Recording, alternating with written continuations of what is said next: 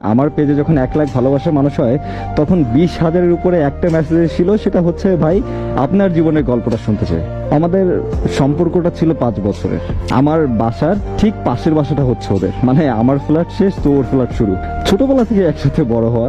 হুট করে একদিন দাঁড় করায় বলে যে শোনো, আমার কেন যেন তোমার প্রতি আজকে কেমন যেন একটা ফিল কাজ করতেছে। প্রত্যেকদিন ওর জন্য দাঁড়ায় থাকতাম রাস্তায়। অনেক জ্বালা যন্ত্রণা দেওয়ার পরে মেয়েটা রাজি হইলো।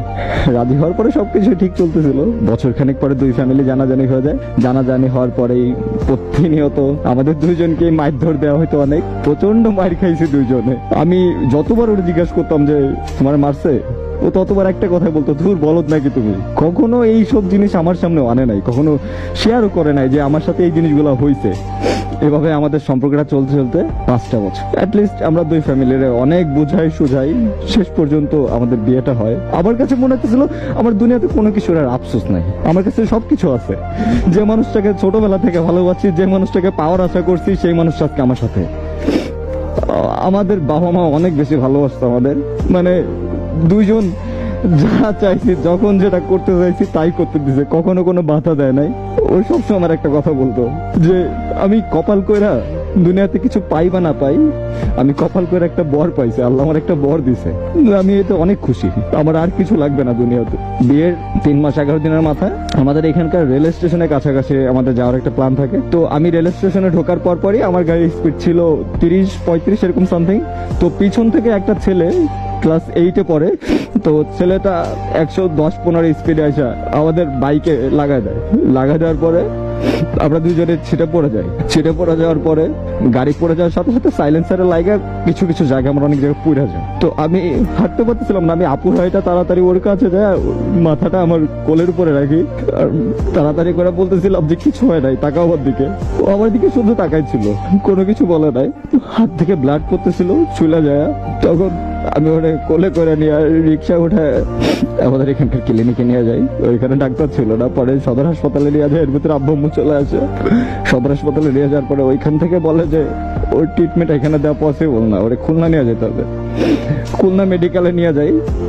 খুলনা মেডিকেলে নিয়ে যাওয়ার পরে ওইখান থেকে ডাক্তাররা বলে যে 24 ঘন্টার ভিতরে যদি অপারেশন না করান তাহলে আর বাঁচবে না। খুব কষ্ট পাইতেছিল তখন, কিন্তু যতবার আমি ওর চোখের দিকে তাকায় বলতেছিলাম আমি আসি না, ও কোনো কিছু করতেছিল না। আমার ঠোঁট দিয়ে রক্ত পড়তেছিল, জাস্ট ওইটা দেখা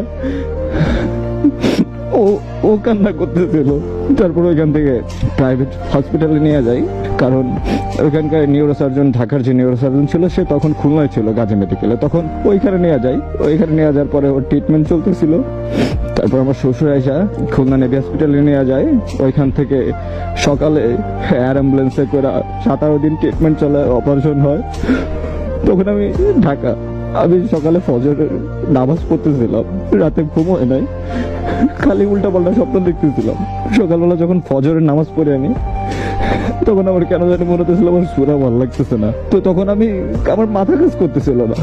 আমি তখন আল্লাহর কাছে খালি বলতেছিলাম, আল্লাহ ওই আমার বউটার উপর দিয়ে কোনো কিছু না হয়ে যায়, কার যা হবে হয়ে যাক, তুমি ওরে অন্তত সুস্থ করে দাও।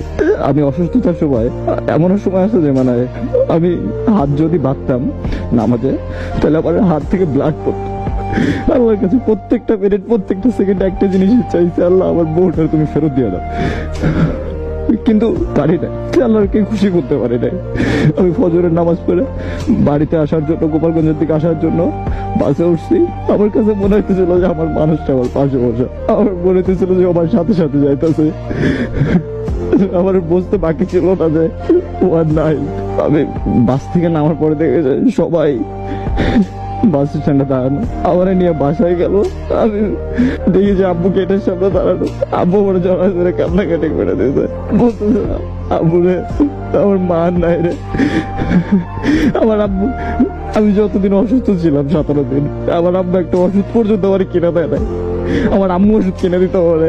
আব্বু বলছে যে আমার আম্মু যতক্ষণ না পর্যন্ত বাসায় সুস্থ আসবে ওরে দেখার দরকার নাই, ওর যা হবে হয়ে যাক, আমার মেয়েটা ঘরে আসতে পারে। আমার আব্বু ওরা তখন দেখছিলাম পাগলের মতো কান্নাকাটি করতে। বিকালের দিকে ওরা নিয়ে আসে, আমার দেখতে দিতে চায় নাই কেউ। আমি যখন আমার বউটারে দেখি আমার ভালোবাসার মানুষটারে দেখি কি অজস্র পরিমাণে কান্না করছি। আমি এত ডাকতেছিলাম, আমার ডাকে সাড়া দেয় নাই। আমার যদি হালকা শুয়ের খোঁচা লাগছে, সেই মানুষটা পাগলের মতো চিৎকার করছে, আর আমি তার সামনে ভাইয়ের এতবার বললাম। আমি ভাবছিলাম যে এই গল্পটা আমি কখনো শেয়ার করবো না, সে একটা বার উত্তরও দেয় নাই। আপনার ভিতরে একটা ক্ষোভ থেকে যেত যে তার গল্পটা আমাদের শোনাইলো না।